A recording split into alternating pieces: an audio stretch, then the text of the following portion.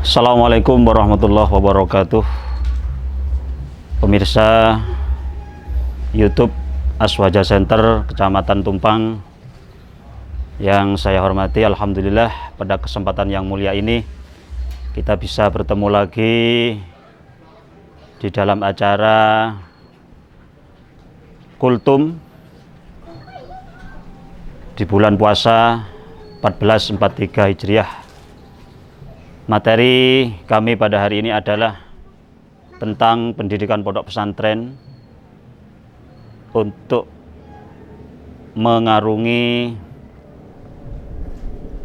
tantangan yang akan datang. Singkat yang dapat kami sampaikan bahwa pondok pesantren sampai hari ini adalah merupakan pendidikan tertua yang ada di negara kita. Dan pondok pesantren sampai hari ini masih bisa menjawab kebutuhan zaman. Pondok pesantren sampai hari ini masih mampu untuk mencetak santri-santrinya dan selalu siap ketika nanti dibutuhkan di tengah-tengah masyarakat. Pemirsa yang saya muliakan,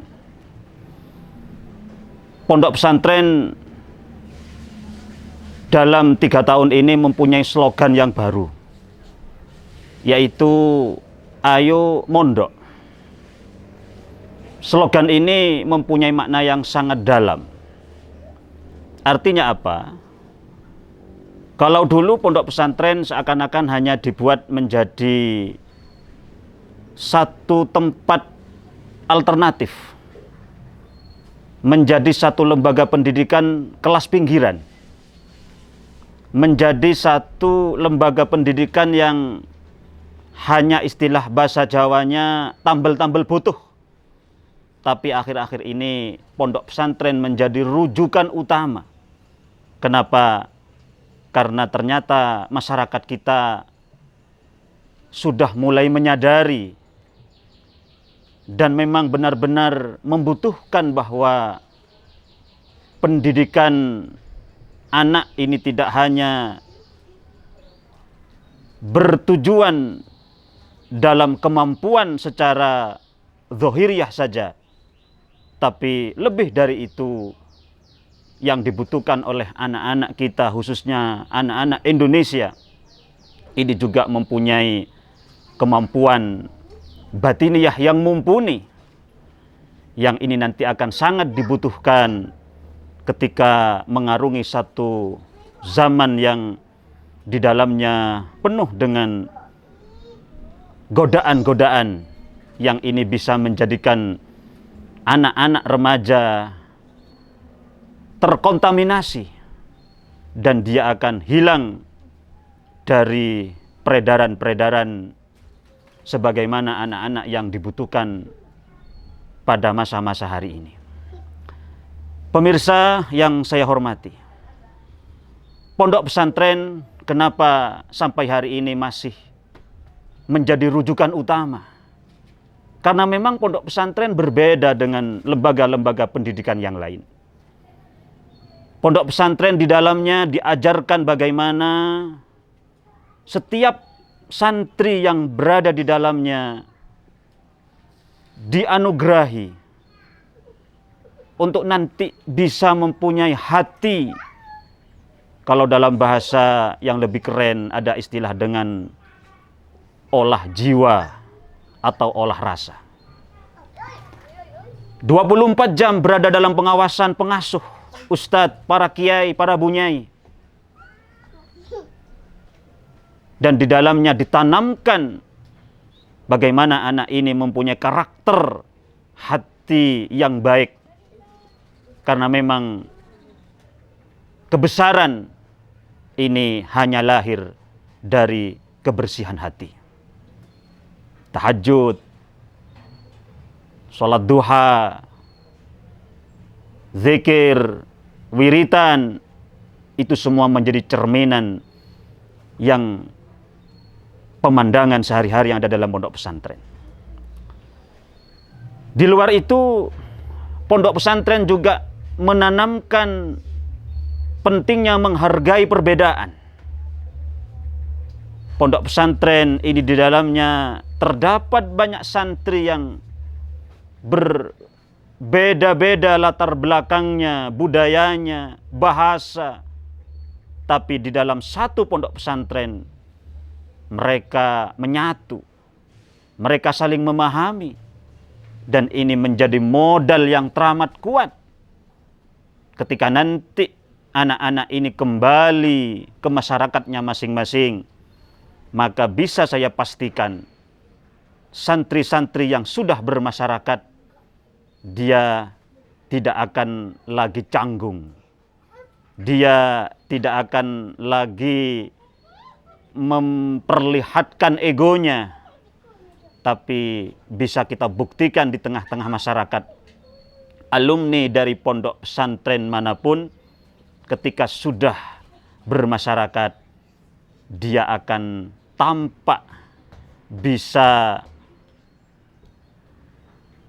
bermasyarakat dengan nyaman dan bahkan diterima dari semua golongan. Yang terakhir, di dalam pondok pesantren juga dididik tentang olah fikir. Apa itu olah fikir?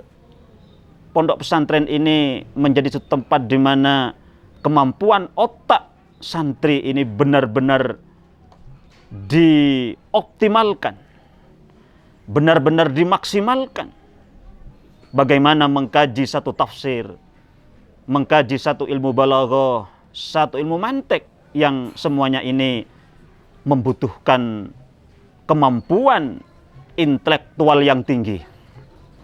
Oleh karena itu maka santri-santri yang telah menyelesaikan pendidikan di pondok pesantren, maka dia secara ruhani sudah siap. Secara kemampuan intelektual dia sudah siap. Dan secara kemampuan di dalam bermasyarakat, santri ini juga sudah sangat siap.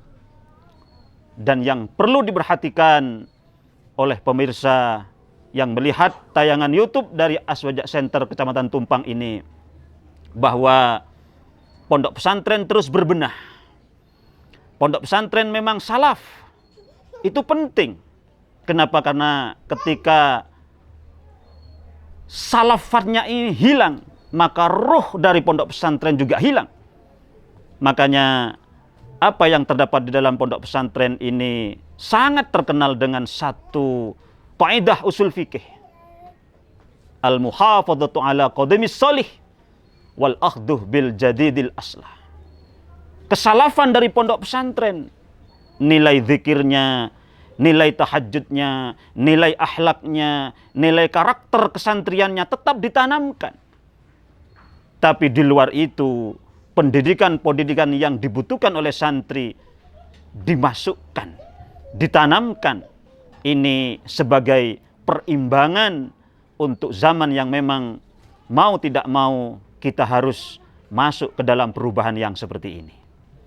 Sehingga menjadi satu bukti yang sangat nyata bahwa santri-santri yang ada hari ini semuanya bisa berkarya. Ada yang berkarya di masyarakat, ada yang bisa berkarya di keorganisasian, dan ada yang bisa berkarya di lingkungan birokrat ataupun pemerintahan. Ini menjadi satu bukti bahwa pendidikan pondok pesantren yang sampai saat ini masih menjadi rujukan dari semua lapisan masyarakat yang ada di Indonesia. Oleh karena itu, ayo kita mondok. Ayo kita titipkan, kita didik anak kita di lembaga pondok pesantren. Insya Allah ini bukan hanya sekedar slogan. Karena santri yang menyelesaikan pendidikan di pondok pesantren, insya Allah nanti santri ini akan bermanfaat ketika sudah kembali ke masyarakatnya masing-masing. Itu saja pertemuan pada hari ini. Semoga ada manfaatnya. Kurang lebihnya saya mohon maaf. Saya akhiri. Assalamualaikum warahmatullahi wabarakatuh.